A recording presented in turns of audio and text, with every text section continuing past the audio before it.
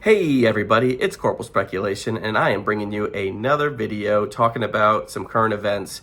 I wanted to talk to one that was kind of near and dear to my heart as an Afghan war veteran.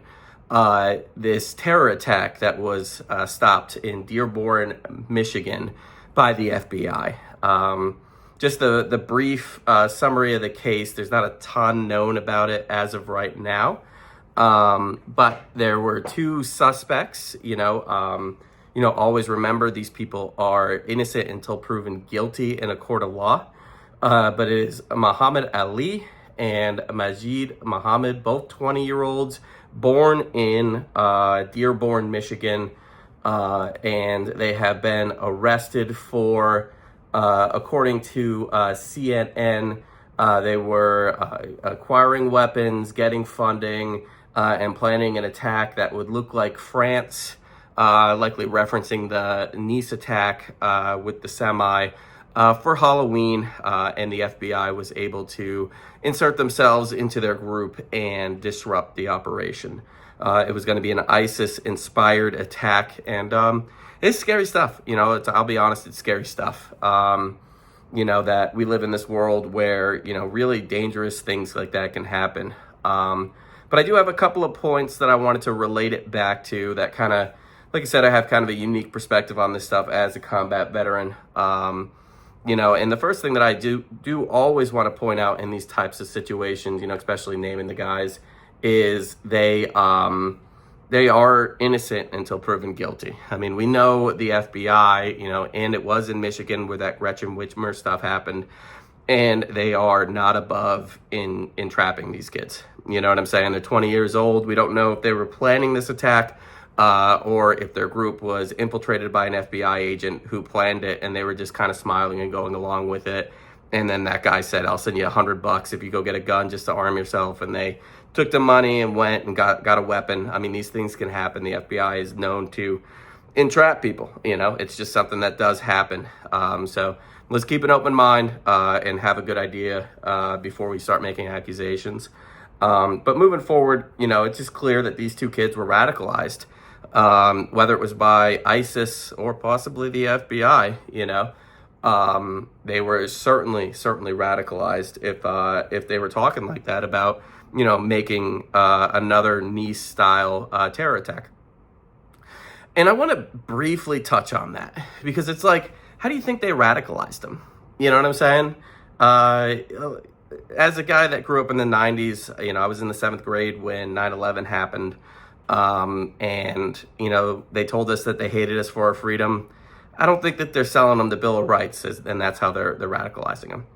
I don't think they're reading them the Declaration of Independence, and that's what's radicalizing them. I think it was what's going on in Gaza as a great starting point that we are paying for. I think it was Iraq, Iran, Afghanistan. We did airstrikes. We blew up that wedding in Pakistan, Somalia. We're in Libya. Yemen. Sorry. But a lot of countries in the Middle East we've gone over and destabilized. And that creates a lot of hate. It does. It really, really does. And I think as Americans, we really need to ask ourselves: is this a worthwhile endeavor? It just kind of is what it is. If somebody views United States and Israel as attached at the hip, and one of those missiles that was heading for Iran, hit some guy's daughter, I can tell you I'm a guy with a daughter, and I'd be pretty upset. I'd be downright dangerous if that happened to me. And I think that if we're going to have this foreign policy of going over to other countries and kind of indiscriminately bombing them, we should expect that type of thing. And this is coming from a guy, I've been there. I was on the front lines in Afghanistan, a Marine Corps infantryman, and I think we have to look back. And it's easy for me to do, because I've obviously put a lot of thought into it. Was that a worthwhile use of my time? Being 19 and 20 over there in that war zone trying to bring democracy. We didn't have a ton of success bringing democracy. We had an election one time while we were over there, and they didn't even know what democracy was. They didn't even know what Afghanistan was. And when we finally broke it all down and explained it to somebody, they just said, oh, well, we'll take the Shia. And it's like, okay, well, cool. You know what I'm saying? Like, it's a tough thing to bring democracy to another country. And if we're trying to do it indiscriminately bombing them, I hate to say, I don't think it's going to work, you know? And then you take those instances of human right abuses, and that's how they're radicalizing these kids, you know? And I know nobody really wants to hear that, but it's like, all right, you know, is it worth one American citizen's life to you? Like some kid that catches a stray round in a Walmart where there's a mass shooting or something? Is it really worth that? I don't think it is. I honestly don't think it would be worth one American life to get Gaddafi out of power.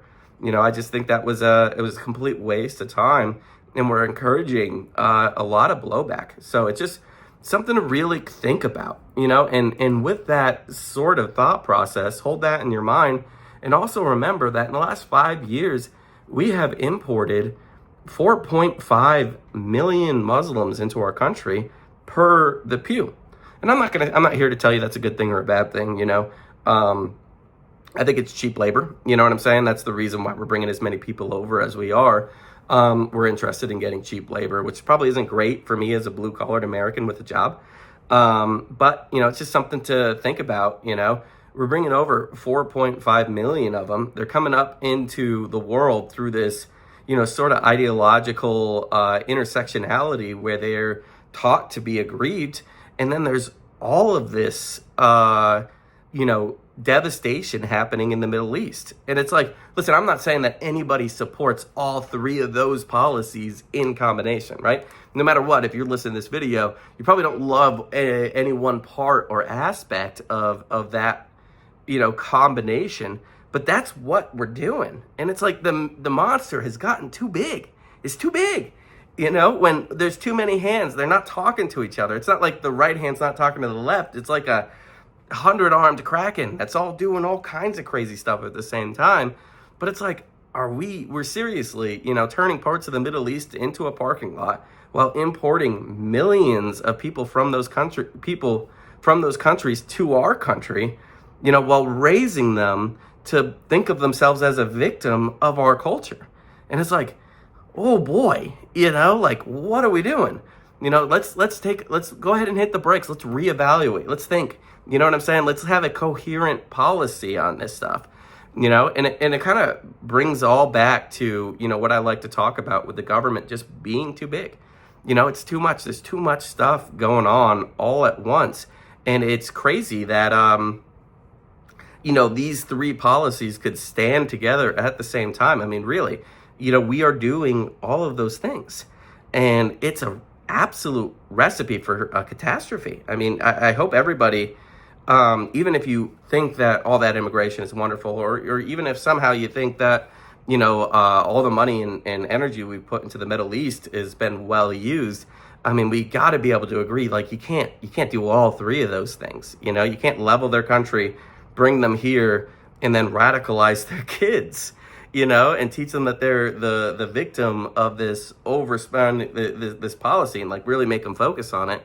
And then on top of that, you have to add the socioeconomic factors of, you know, inflation, and everything's getting pricier, you know, and they're having more and more trouble. You know, people can't just go out and get a job at the factory and then buy a 3-bedroom house and have a couple of kids. You know, these kids, just like all the rest of the kids in the country, are struggling.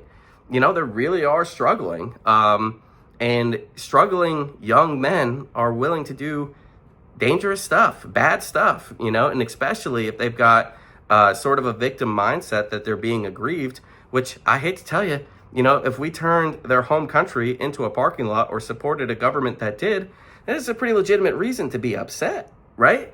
You know, and then on top of it, we're bringing millions of them over here. You know, it seems like we're running this experiment over and over and over again. It's only a matter of time until something breaks, you know? And so, again, it's just kind of how all these things intersect with each other that I wanted to talk about. But that being said, you know, I don't want to come off like I'm bashing the FBI and saying that it was, you know, it was definitely an entrapment thing. You know, I'm just a big proponent of due process. You know, we've got all the time in the world to figure out what the real situation was here. You know, and, you know, everybody is innocent until proven guilty, you know, so I hope people take that away and, you know, we have to have these general principles, even when it's people that you like or don't like. They have to be proven guilty in a court of law, and they very well may be. But that being said, it very well may also be an entrapment thing, and it was an FBI informant who got them all worked up in the first place.